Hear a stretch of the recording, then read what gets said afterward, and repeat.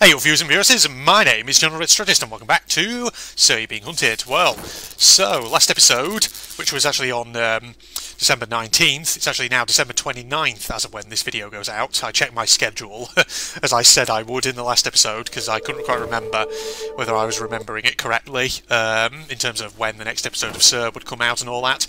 But here we are.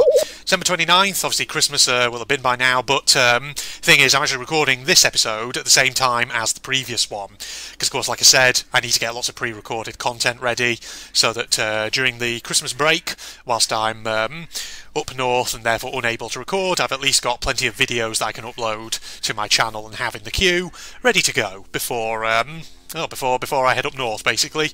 So that way, over the course of my time with friends and family, whilst I don't have the opportunity to record, I can at least still be releasing videos.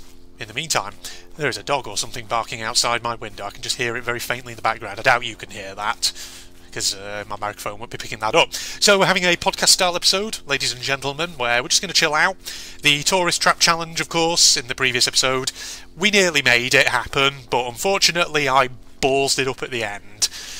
I should have planned my approach to that much more carefully than what I actually did.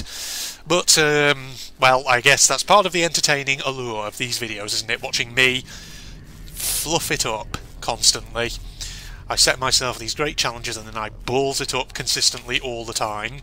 I hear robots nearby. Oh, there's a device piece right there. Okay, right. So yeah, podcast-style episode, ladies and gentlemen, so hope you're up for a bit of, just, random chatter and all that, because I certainly am. And, I was thinking, actually, quite recently, well, I say quite recently, basically earlier today, in fact, I was thinking actually about Rayman games, because I think I've mentioned before, haven't I, that I do... Well, obviously I own quite a few Rayman games. I have Rayman 2 and Rayman 3, which I've played here on the channel before. I've played a few episodes of Origins. I have played Origins fully before, years and years ago.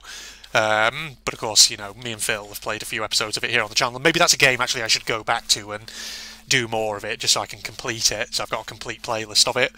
Who knows? But also a game which I've never played, but which I do have on GOG, and I'm sure, like I said, I'm sure I've mentioned this before in So You're Being Hunted, is Rayman 1. I'm pretty sure I've got that in my GOG library, and I'm pretty sure I've mentioned it. And, yeah, at some point I want to play that, so who knows, maybe in 2022, maybe that'll come out on the channel. I'm kind of looking forward to it, though, because from what I've been told, at least from what I've heard, rather, it's actually quite a challenging game. The story goes that apparently Ubisoft made it, but they never actually play tested it. So apparently there are parts of it that are ridiculously challenging, almost a bit frustratingly difficult. So it's good to know that, I think, before I play it, because you know what I'm like. Sometimes I get a bit salty, a bit ragey. A little bit of red rage can seep in when games are extremely challenging. So it's good to know that Rayman 1, in advance, might be of that variety. So that way I can anticipate any red rage that may or may not occur. We'll see. But it's not really Rayman 1 that I wanted to talk about. I was just sort of thinking about Rayman 2 and Rayman 3. Because if you never watched my Rayman 2 and Rayman 3 Let's Plays, it's worth, dropping by and checking them out. Because they are both fun and enjoyable games. They're classic 90s and early 2000s platformers. I was about to say both 90s platformers, but that's not true. Rayman 2 was like 1999, if I remember correctly, whereas Rayman 3 was 2003. Rayman 3 was from my golden year in gaming, ladies and gentlemen. This is another topic I've talked about before on the channel. My golden year in gaming is 2003, because that's just a year that I remember as having lots of interesting games and game demos that came out, including games that I personally really enjoyed and which are favourites of mine. So obviously you had Rayman 3 that came out in 2003, which is a favourite of mine. Beyond Good and Evil came out in 2003, another favourite game which I've also done a playthrough of here on the channel. Command & Conquer Generals came out in 2003, one of my favourite RTS games of all time. What other games came out? Indiana Jones and the Emperor's Tomb, another platformer that I played and which I thoroughly enjoyed and which I may well do on the channel. sometime in the hopefully not too distant future, depending on whether the mood takes me there or not, rather. So, and apart from that, other games that I played on the channel which came out in 2003, Grom, Terror in Tibet. I did a whole playthrough of that here. That's like a really obscure game that I had to get a disc copy of. Oh god, my phone's going 1 second all. Right, back in, there we go. It's just the old folks ringing up for a courtesy call and all that. But yes, so yeah, I was repeating on, where was I? I was just reiterating how 2003 is my golden year in gaming and all that. But yeah, specifically on the subject of Rayman, again, I may have mentioned this before, I don't know, but of the two games, Rayman 2 and Rayman 3, of those two classic Rayman games, Rayman 3 was actually the one that I played first, which is was an interesting one, because I always remember my sort of introduction to Rayman as a franchise was in 2003 when I got the demo for Rayman 3 and I played it, thought it looked really, really interesting. So I went, I remember going up to PC World to see if they had any Rayman games, maybe like Rayman 3 perhaps. They didn't have it, but they did have a copy of Rayman M, and I can remember playing that, enjoying that, and then eventually they came out.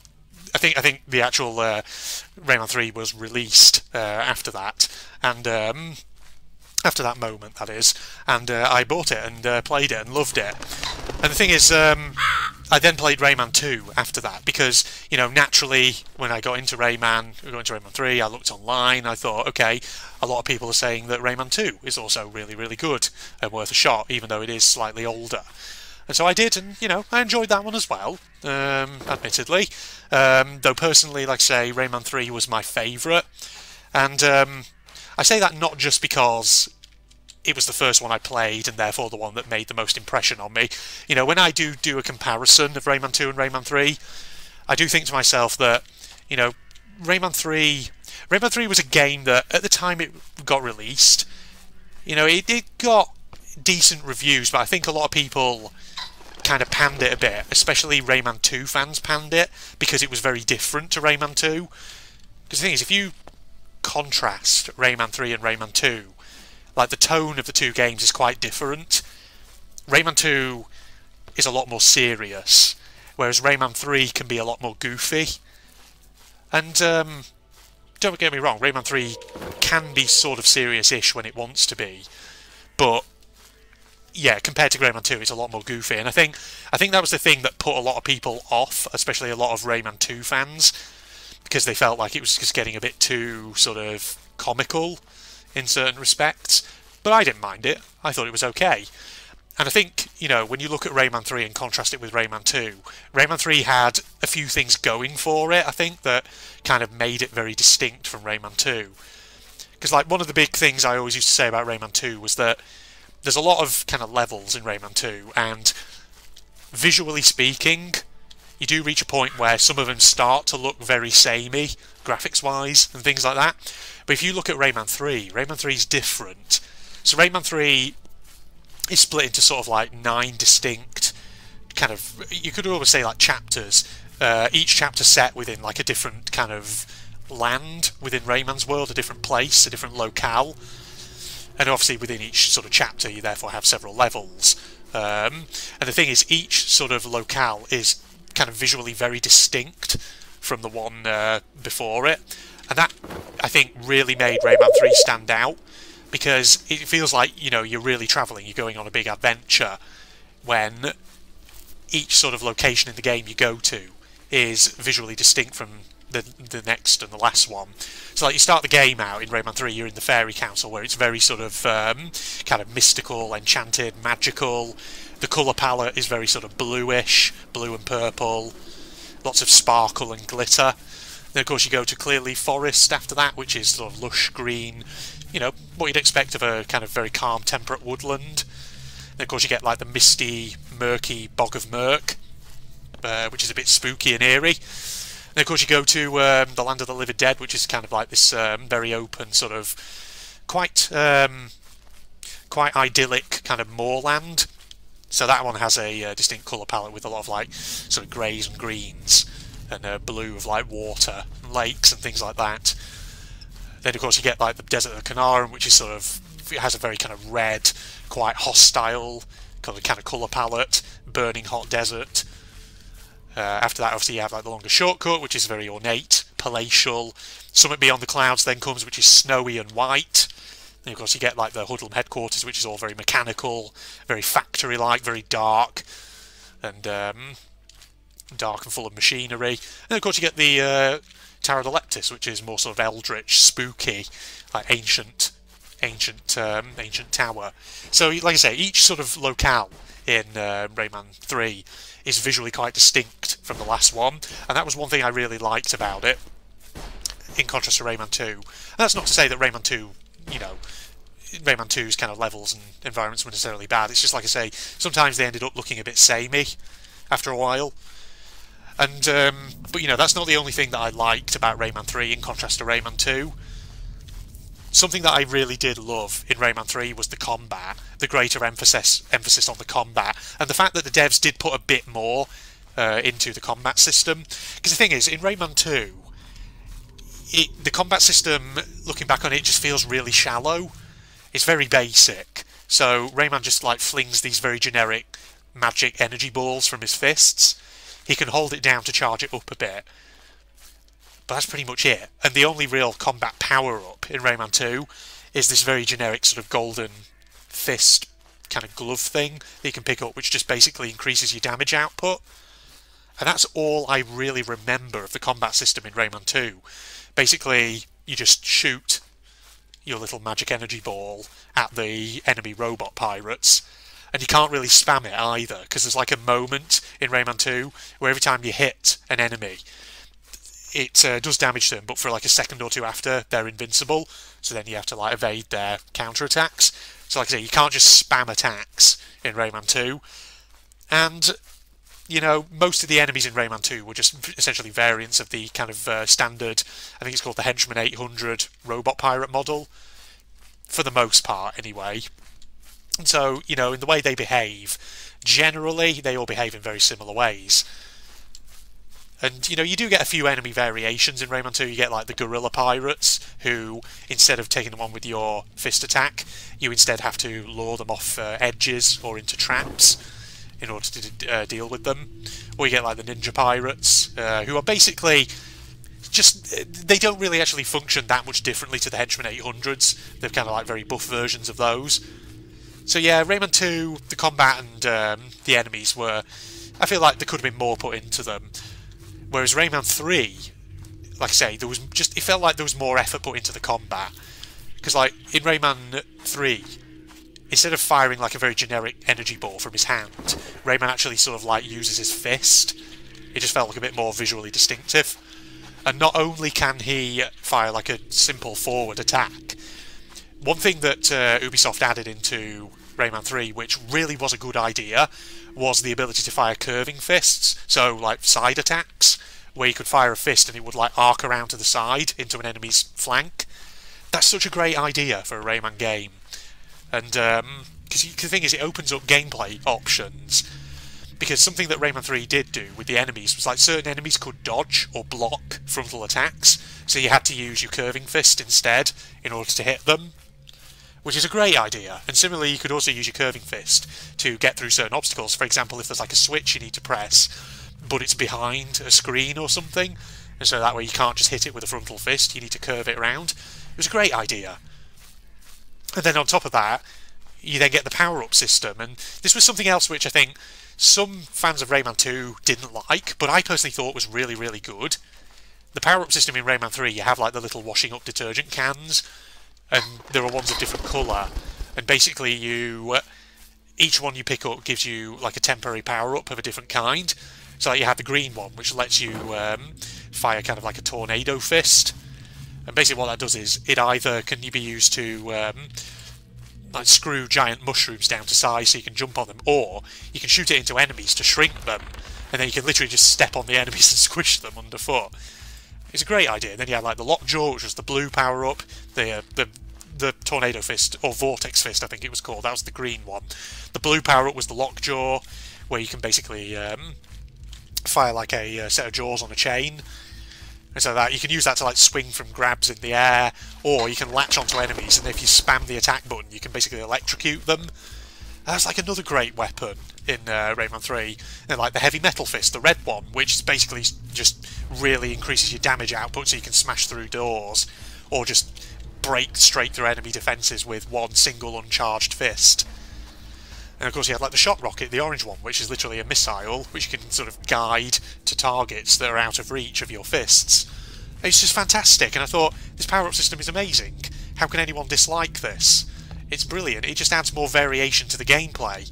It just makes it a bit more fleshed out, in contrast to Rayman 2. And I think, you know, some people might say, well, you know, Red, you do have to bear in mind that Rayman 2 was 1999, like you said. You know, was the technology there, perhaps, to make different sort of, different power-ups and, you know, different methods of attack. And whilst I understand where, you know, people who say that might be coming from, at the same time, I kind of disagree, and I think that it's not that the technology wouldn't have been there, because if you look at other platforming games that came out before Rayman 2, they had much more, you know, there are other platforming games out there that had much more fleshed out combat systems, whether they were 2D or 3D platformers. So, like, you know, take Captain Claw, which I've played lots of on my channel. I mean, admittedly, that's a 2D platformer, and admittedly, it's obviously on a completely different engine to Rayman 2, but with that engine, there are all kinds of combat mechanics in terms of melee attack and different types of ranged weapon that sort of function in different, in slightly different ways. And similarly, if you go to the world of 3D platformers, like 1996, you had the original Tomb Raider, and that had different types of weapons in it. Admittedly not a huge selection, but there were different kinds of weapons, some of which behaved slightly differently. So like you had a basic pistol, you had a shotgun, you had the Uzis as a rapid fire weapon. So I wouldn't say it was that the technology didn't exist in 1999. The technology was there. It was probably just the case that either the devs didn't bother putting in any real sort of too much effort in the combat system, or maybe they just used a game engine that didn't allow them to, in which case that's kind of maybe a criticism on their choices, perhaps. So yeah, there's that. And of course, related to the combat system, you know, Rayman 3 had a much bigger wealth of enemies than Rayman 2 did. You know, because the Rayman 2, the storyline of that was that the robot pirates have taken control of Rayman's world. They're pretty much in charge of it. And yet, despite that, I don't know, it felt like you didn't really face robot pirates themselves in combat all that often in Rayman 2. Whereas in Rayman 3, like, the amount of different types of hoodlum, the main enemies that you encounter, there's loads of them, and some of them, you know, the way they kind of behave and fight was very distinct. So, like, you had certain types of ground-based enemy with certain types of attack, you had airborne enemies, you had all kinds of stuff. You had enemies who would try and get up close, enemies who would try and stay far away from you and attack you from a distance, things like that. It just really added some variation to the gameplay. It was so good. It's just things that Rayman 2 didn't really have. And you know what? Given that other platforming franchises like Spyro and Crash Bandicoot have had remastered, upgraded versions of some of their original games created, I'm surprised that Ubi has never remastered games like Rayman 2 or Rayman 3, or indeed not just made remasters of them, but possibly also, I don't know, like made entire remakes of them to try and really kind of flesh them out a bit, because that would be something awesome. I feel, you know, if you could have Rayman 2, the storyline and enemies of that, but with more content added to it to flesh it out, to flesh out the combat, to flesh out the environments, to flesh out the different types of enemies, things like that, I feel would really add stuff onto it. So yeah, just some thoughts there. God, I've been absolutely rabbiting about Rayman, ladies and gentlemen. But you know, Rayman is such a classic franchise, and yeah, I've never played any of the Rabbids games. I've probably talked about the Rabbids games here on the channel, haven't I? How, you know, from a technical perspective, the Rabbids games were, you know, they were good functional games, but as a Rayman fan, I was never too keen on them. I mean, I've talked about this with Phil before, probably, but there was a phase, you know, in the sort of mid to late 2000s when Ubisoft was just cranking out Rabbids games one after the other, it felt like. They were really milking it, and of course in those games, Rayman often takes a bit of a backseat in his own franchise, which, you know, ultimately I think has resulted in the Rabbids basically being divorced from the Rayman canon. I think by this point nobody sort of treats the Rabbids franchise as though it's part of Rayman's canon. They treat it as very much a spin-off. So there was that. And yeah, I know my friend, Phil, has played a few Rabbids games before, and he said, they're good as games in their own right, as party games, but as Rayman games, they're just very different, and I personally prefer to think of them not as being part of the Rayman canon. So yeah, and then of course you got Rayman Origins, which I played, and have played a little bit of on the channel. I've never played Rayman Legends though, the sequel to Origins, so maybe that's something I'd have to play at some point. But yeah, one thing I would love for Ruby to do is to actually create another 3D Rayman game in the vein of Rayman 2 or Rayman 3. An actual Rayman 4 perhaps, that would be very, very nice for them to actually do. But who knows, maybe they'll do it, maybe they won't. Because obviously Ubi at the moment, they've been working a lot on Beyond Good and Evil 2. So who knows, maybe when that's eventually complete, which God knows when that'll be, because I haven't actually heard any other news on that. Then again, I haven't actually been looking. Maybe then after that, Rayman 4, maybe some consideration can be given to that, who knows. Because I sure would like to hear more about that. But in the meantime, I think I'm probably going to wrap this episode up here. So I've been recording for a good amount of time there, and that'll do for a podcast-style episode. So hope you enjoyed listening to me ramble about the Rayman franchise, ladies and gentlemen. And hope you'll join me for some more Say Being Hunted sometime soon, as we get into the new year. So yeah, like I said, this was a pre-recorded episode, recorded before Christmas, but obviously going out on December 29th, so yeah, there you go. Hope you enjoyed. Facebook and Twitter links down below, along with the link to my propagandist channel. Something that, you will be able to look forward to at some point, of course, me and Phil. When we next do a recording session, we'll probably do a Sir episode, where we have a post-Christmas 2021 roundup, because we do that every year, pretty much, so you've got that to look forward to at some point. But than that, yeah, thanks once again, everybody, and I'll sign off now. Goodbye, all. I thought innuendos were supposed to be subtle. My lips can do other things besides singing, Kendra gets on her knees and wraps her lips around your microphone. Oh boy. So in the last episode, it only took us 31 minutes. In this episode, it's only taken us about 3 minutes. She starts humming what sounds like one of your songs. The intense vibration nearly puts you over the top. So you lift her up, then push her against a palm tree and bang her from behind. She grips the tree tighter and tighter. Damn, she got lungs on her. Oh god, right, okay. Okay, yeah, the option came up. 3 minutes, everyone. Okay, and Mount Krakatoa just erupted again.